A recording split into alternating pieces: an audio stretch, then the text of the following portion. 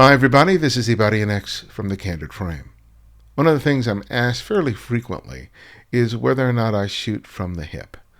And for those who have never heard the term, what that means is that instead of having the camera at eye level, you bring the camera down to about waist level and you make your picture that way.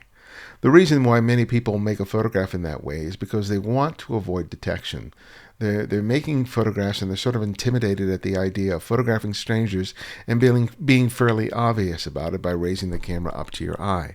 So the thinking is, well, if I bring it down to waist level and I don't make it obvious, I'll avoid being noticed and I'll avoid any potential confrontation as a result. There are two reasons why I don't typically shoot from the hip. The first one is that, to be quite honest, I don't think you're fooling anyone.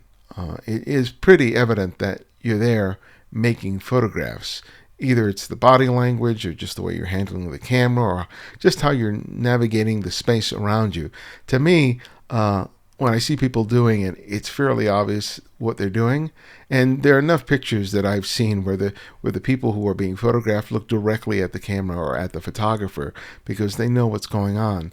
And I know that this is a way of sort of getting past one's own discomfort level at photographing strangers. But for me, the second reason, which is probably the most important reason why I don't shoot from the hip, is that I really want to be in control of my composition and my frame.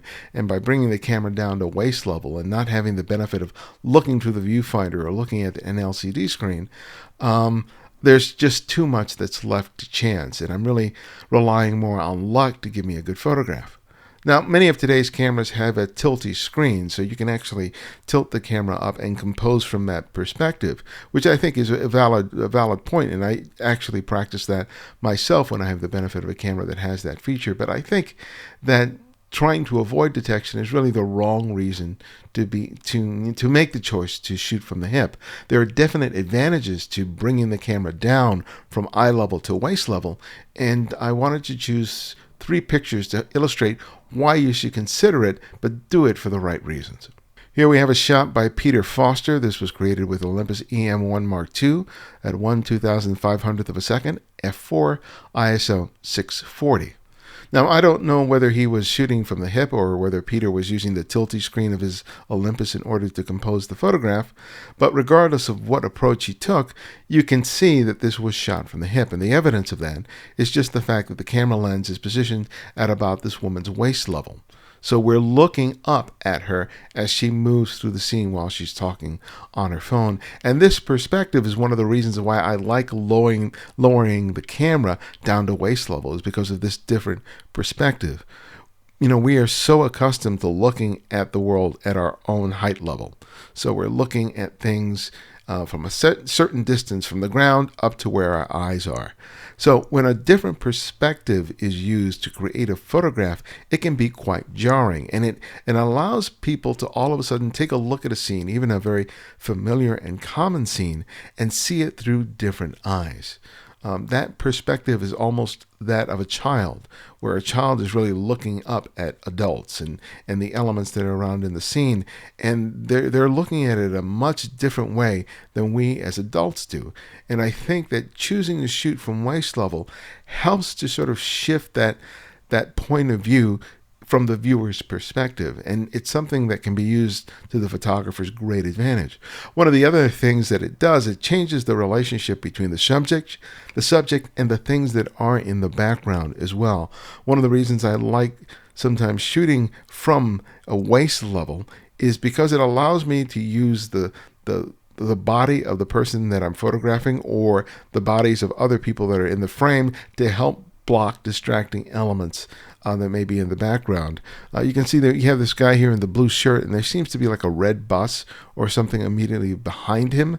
I might have something like that in the frame, and if I were shooting at eye level, it would be a big part of my composition. So by physically moving the camera down, I'm able to eliminate those potential distractions. One of the things that also happens when you shoot from waist level is you change the relationship of not only the photographer to the subject, but to all the other elements in the background. You can see here how this building here, because the camera is tilted up, this pillar here to this building and these buildings here take on a different sense of prominence within the composition. The height, the weight of those buildings, take on a different perspective when you're shooting up on them.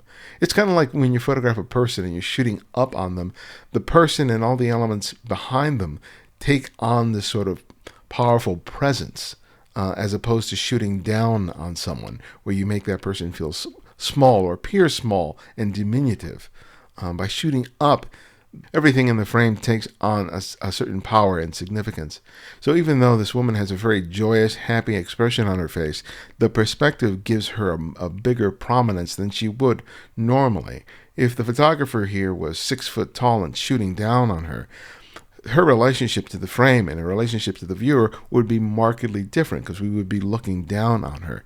Here, even though she's not looking directly at the photographer, we nevertheless have a different relationship with her than if we were looking down.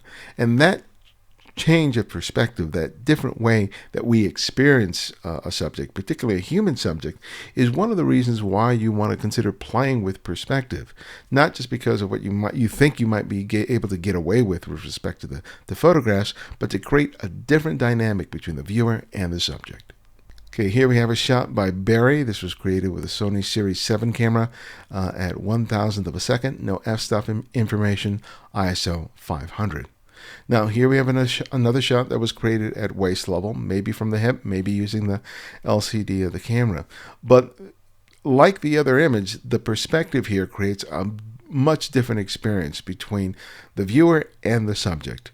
In both of those two shots, one of the things that creates that intimacy is the proximity of the camera to the subject. I mean, with both shots, I think the photographer was within so close a distance that they could have actually touched the subject, which is, any good excuse that you have to get closer to your subject is always a good thing. And if shooting from the hip gets you there, then go for it. But you can see from the last two images how that closeness creates a very different experience of the subject as compared to shooting from 10 or 15 feet away, as some people are wont to do who aren't really comfortable shooting on the street. So you have that intimacy of that because of the proximity, but then that point of view, that perspective created by shooting at waist level creates a very different experience, not only with the main subject of this woman in the white top and the red sweater who seems to be going through her purse, but also the two women that are to her right and to her left, the one eating the ice cream cone and the one on the right who seems to be listening to earbuds. The relationship that's created by these three people in the frame is a pretty dramatic one because each of them seems to be in their own world even though they're within the context of the frame. And I think that shooting from this perspective adds a bit of drama to the scene. I don't know how these three people were related to each other in the real world, if they were at all, but there's an implied relationship because of the composition. And I really love how these people, their body language and their expressions, make them as if they're from completely different photographs, yet somehow have been mashed up in this one particular frame. There's a lot to like in this composition. I really like the sort of the drama and the sort of almost theatrical feel, cinematic feel of this frame. But I think a big part of that is the fact that it was shot from this perspective and it was shot close. The image, if it was shot at eye level, would still include all three of these characters, but we would experience it from a very different perspective. And as a result, it would have a very different feel. And a big factor in the camera coming down to eye level is that you have this storefront in the back. You can see some bottles and maybe some bags of chips and the wall and the windows behind it. If this was shot at eye level, if this was shot with the camera positioned about 2 or 3 feet higher, a lot of those elements in the background would take on greater prominence, because we would be seeing more details of those things, and we would be factoring that in our assessment and our processing of the image. By having the camera down here, you're minimizing all those things as potential distractions, and you're emphasizing the characters in this scene more so than anything else, which is a big reason why I think Barry may have chosen to shoot from this level if he was conscious enough. If he wasn't simply doing it to avoid confrontation. But it looks to me that he made a conscious choice to shoot from this perspective, just because how tight that frame is. Shooting from the hip can be really difficult, especially with elements that are on the edges of your frame, and it's really easy to lose those things. So you can see these two faces are right at the edges of the frame, and unless he cropped in a lot from the right and the left, I have a sneaking suspicion that he was conscious of what was happening with his frame, which is one of the reasons that if you have the advantage of a tilty screen on your camera, to make full use of it, especially if you're going to be shooting from the hip.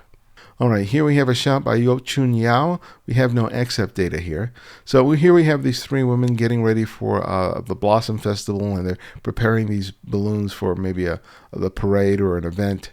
And here the camera is, again, shooting up. And it looks to me that this is more than waist level. It looks to me as if the camera's down at ground level. But you can nevertheless see how that dramatic perspective allows us to experience the subject and the surrounding scene in a very different way.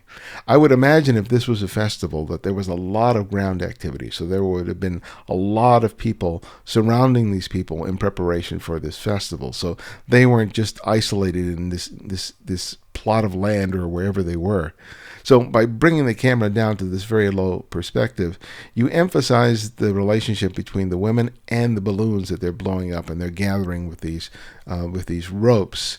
And that perspective is really a dramatic one.